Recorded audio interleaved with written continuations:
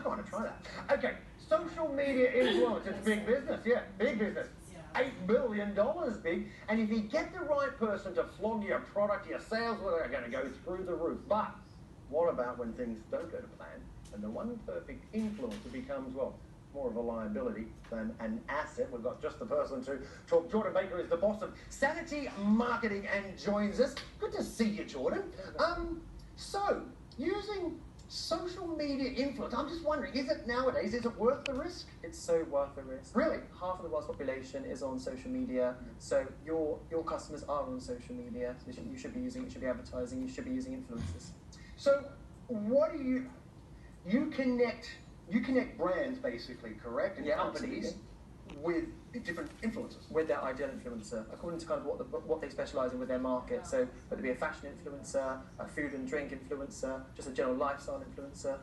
And how do you do it? Where you scour the social media? Well, most of the time we already have a good relationship with influencers, so we're already chatting to them, and then we get them to kind of talk to our brand. Do you keep them on book, for example? Like, do you keep influencers? No, we're not an agency. There are agencies out there, but that's not what we do. So we have a nice relationship with them. So we kind of already have a good kind of gauge of how they work and kind of what their engagement levels are.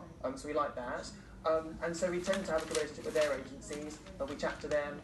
And we kind of brokerage a deal, whether it be kind of cash or whether it be kind of gifting something. I mean, anything from a small business, small restaurant in London where they're getting a free meal or a couple of cocktails, all the way to like a paid kind of brand ambassadorship. And is there nowadays, because it's more advanced now, for us oldies and dummies, is there an actual contract in place? Does that exist between influencer and company X, Y, and Z? Yeah, like standardly there is. I mean, sometimes it's one page on a post-it note, but actually it depends on the client. Some people, they have quite a hefty contract.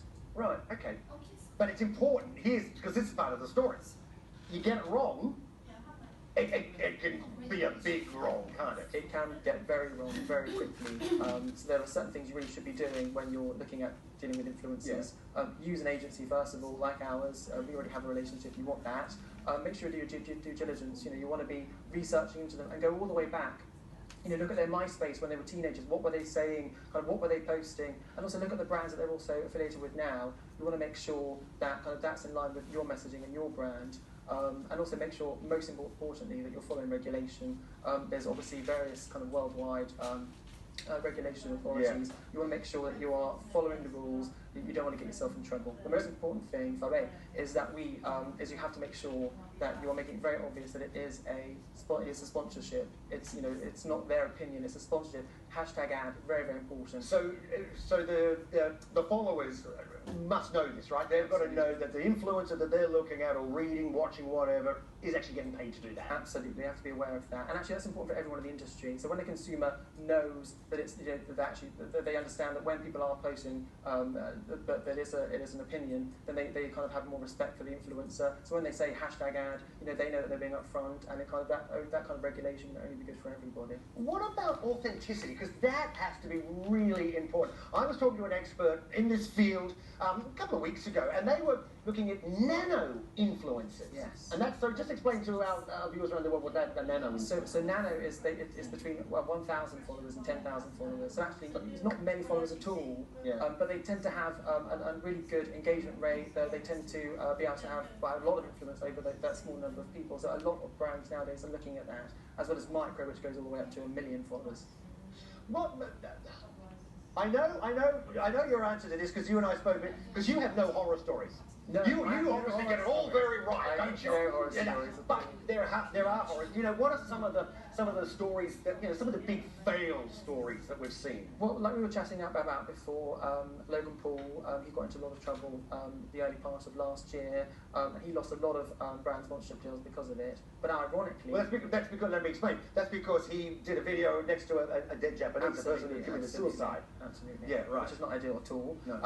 But actually, he ended the year earning $14 million that year, so he did pretty well for himself. Unfortunately, sometimes controversy, does win. Unfortunately, yeah. And that's the reality of it.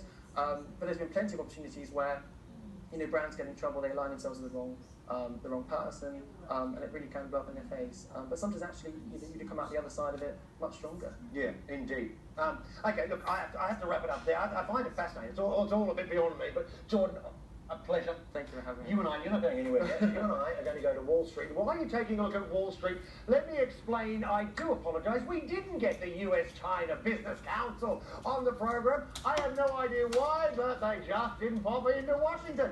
But we'll be covering the US-China trade story, of course, probably the whole rest of this week.